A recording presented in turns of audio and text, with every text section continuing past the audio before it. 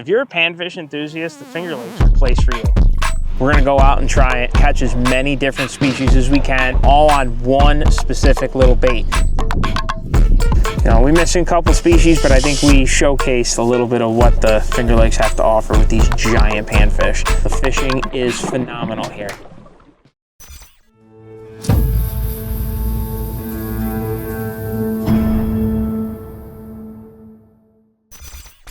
Nestled in the heart of New York State, the Finger Lakes region is a true angler's paradise. With 11 pristine glacial lakes, each offering its own adventure, it's not just about fishing, it's about experiencing the rich landscapes that make this place so special. Whether you're chasing lake trout in the deep waters of Seneca Lake, casting for bass along the shores of Keuka, the Finger Lakes provide a diverse and rewarding fishing experience that's second to none. From world-class wines to farm-to-table dining, outdoor adventure to cultural history, the Finger Lakes have something for everyone. So, pack your gear, grab your rod, and get ready for a journey that's about more than just fishing, it's about discovering the heart of New York. What is up, guys? Today we are back here in the Finger Lakes. We just out here doing a bunch of fishing. We're gonna go try and do something super cool. We're gonna go out and try on one of these Finger Lakes, catch as many different species as we can. Today we're on one of the smaller Finger Lakes here, and we have so many different warm water species in this lake: bass, bluegill, crappies, yellow perch, rock bass. We're gonna see how many different ones we can catch today, all on one specific little bait. That right there is a Kitech 2-inch swing impact. Color really doesn't matter. This one's in sight flash, but it's on a little 16th ounce jig head. This lake is actually known for its trophy panfish. So it's what's called New York State Trophy Panfish Initiative. Pretty much all they do is, you have a much greater size limit for bluegills, pumpkin seeds, crappies, yellow perch, all panfish. So all panfish have to be a minimum of an 8-inch size limit. And you can keep up to 15 per day. So come along with us today on one of the Finger Lakes, and we're gonna show you what they really have to offer. Well, I'm just kind of looking for a little bit shallower water. The weeds are really starting to come up. It's been a few weeks since I've been to this particular lake. So last time I was here, these weeds weren't even up a quarter, actually 3/4 of what they were now. Basically, I want to get up as shallow as I can, because of course that's where all panfish and whatnot are going to be. But there's a few different types of vegetation that you're really looking for, especially like if you look now in the water. I don't know if you can see it with the camera, but what's coming up here, this is called curly leaf pondweed, and you do have some Eurasian water milfoil mixed in. But this is the time of year there the milfoil really starts to grow, but also that curly leaf pondweed really starts to die. Curly leaf actually starts growing up under the ice, and it'll die in and around beginning of June or so, and it'll be totally gone from the lake. So that's why, it's like people will see like, oh, this is great weeds. It's not really great weeds. Fish don't really relate to the curly leaf.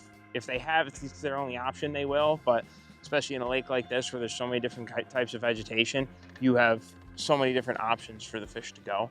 So curly leaf's not going to be the greatest option of all of them. It doesn't emit as much oxygen as the milfoil, but basically we're going to go and try and get shallow, because this weeds are either going to push them in two directions: out deep to the outside edge of the weeds, or they're going to push them right up on a bank.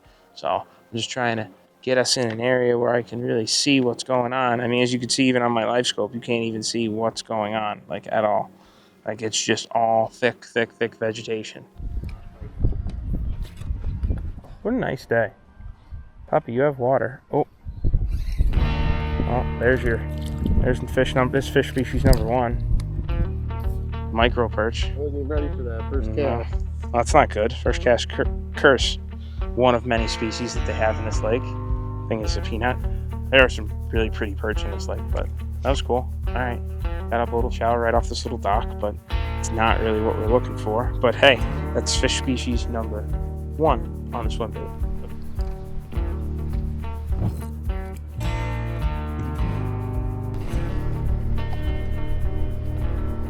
Oh, I got a perch. That's actually a decent one. Yeah. All right. Cool. You know what that is? That's a taco. That's actually a taco. Oh, what is he pooping out here? See how it's like kind of red?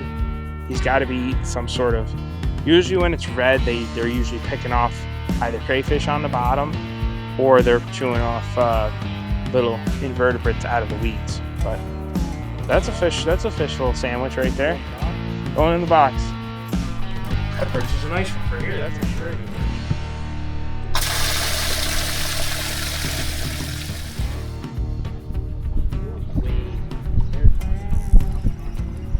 No, not a nice bluegill, but it's a bluegill. Voila. I got a bluegill. That's species number 2. I hate to say it, that's not a legal bluegill. Most places around the country you can go and there'd be people that have buckets of those things, but not here. It's a bluegill. Came all this way to catch a bluegill.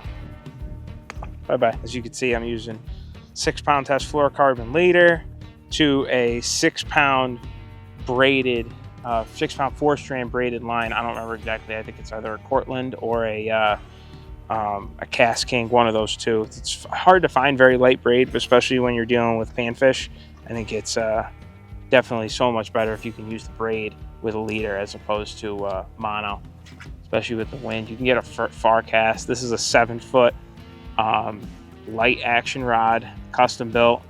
It's from a mud hole blank. But you want something that's just going to be light, ultra sensitive, and a well-balanced rod. Yeah,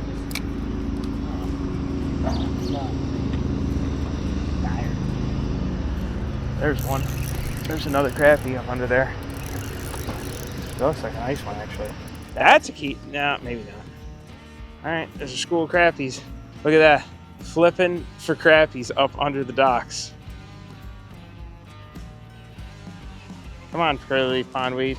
Well, now we could also show you, too, what that curly leaf looks like. Little guy. I do like crappie fishing. This lake does get a really good population of crappies, but a lot of small ones like this, but they have that big size limit, so they can get a lot bigger. Bye, buddy. Hey, have some fun with some crappies for a little bit. Oh, there we go. Perfect.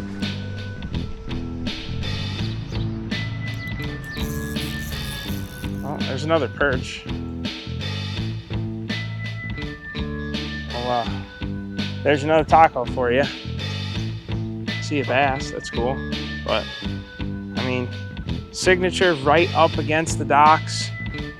Bunch of panfish. There's one. Actually feels halfway decent. Oh, look at the size of that bluegill, dude. That's a nice one. That's what we're looking for right there. Oh, boy. Yeah, that's a jumbo gill right there. You can barely put your hand around them like that. That's one we're looking for. Ha! Look at the colors on that thing. Tell me that's not a pretty little fish. Listen, if you're a panfish enthusiast, the Finger Lakes are a place for you. Throw a little bluegill in there. Going? Look at the size of that. look at that thing. That's cool. In a box. Look at the size of this thing. Look at that. Once they get up on their sides, oh, we got ourselves enough for a little fry now. There's one. Oh yeah, oh there's one. Watch out, buddy. Whoosh. Another bluegill. That's a pretty one. There's something very nice. I don't know what that is. Oh no, dude, look at the size of this. Oh, there's a good one, Cody. Wow. Look at the size of that. No way. Look at the size of that. Wow. Look at my face. So basically, watch us catch a bunch of fish, but how am I actually fishing this? So as far as the cast and the retrieve, with that longer rod, that 7-foot light action rod or a 6.5 light action rod, I'm making a super long cast, get it out away from the boat, not on the dock like I just did, but get it out away from the boat, and it's a slow, steady retrieve. Nothing wild, nothing crazy. You can throw in a couple little pops, a couple skips, a couple jumps in there, but nothing. Usually if I'm popping it, oh, there you go, just like that. It's not very big, but I got one. It is a perch. There you go. Not a big one. It's okay. We'll let this one go to fight another day. So as you see, any little pops, any little skips, anything like that, that's going to trigger a strike, especially if you're trying to get it off of a little piece of weed. I mean, we are using an open hook here, so yeah, just popping it off the grass. That's the biggest thing. Don't overwork the bait. Don't reel it. You know, you could reel it fast, but definitely a nice, slow, steady retrieve. That's very good fish. Oh, it's a largemouth, or is it another smallmouth? I don't know. It's quite good.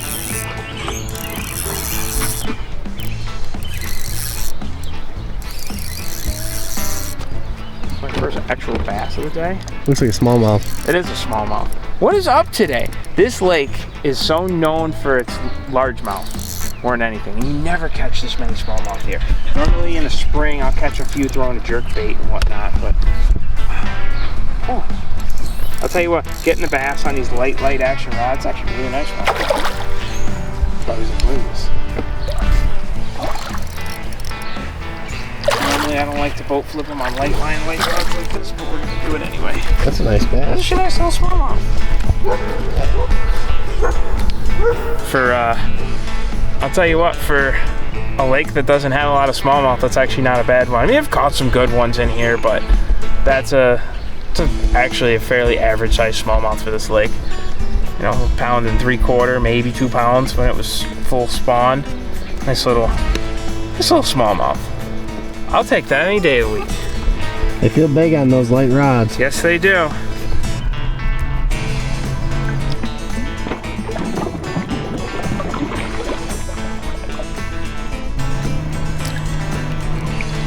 Nice.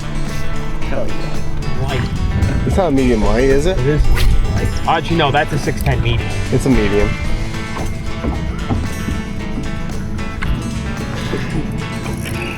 That thing's slammed. Oh, there he is. There's another pumpkin seed. Oh, keep fighting. Look at that. Look how pretty that fish is. That thing is gorgeous. I don't think that one's gonna go 8. So the thing is with pumpkin seeds are way more round than they are long, whereas bluegills are much longer. But that's still pretty cool. What a pretty fish. They do. No, it's healthy like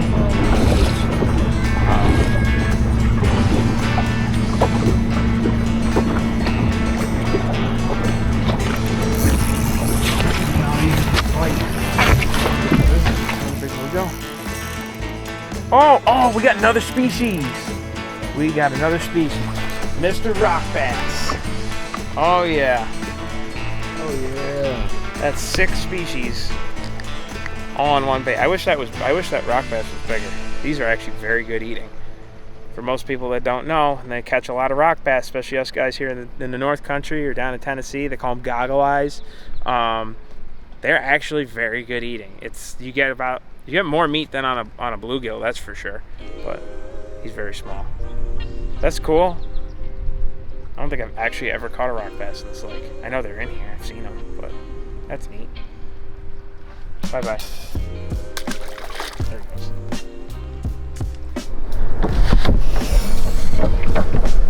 Well, we're just wrapping up for the day. It's been a pretty fun little afternoon. We've got a couple of prior engagements. We wish we could fish a little longer today because they're biting pretty good. But got a bunch of panfish for the fryer.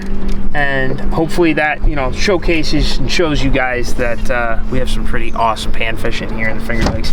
I'm a little shocked, honestly. This is also, it's a largemouth lake. This is it's a shallow, weedy, eutrophic body of water. It's got a lot of largemouth in it. We did not catch one largemouth today. I can't believe that, but I believe we ended with 6 or 7 different species of fish. You know, we're missing a couple species, but I think we showcased a little bit of what the Finger Lakes have to offer with these giant panfish. If you're looking to fill the freezer, check out some of these lakes out here, you know, especially whether it's ice fishing in the summertime like we're doing now. The fishing is phenomenal here. So catch us on the next one. We got a couple good things to show you guys, and stay tuned.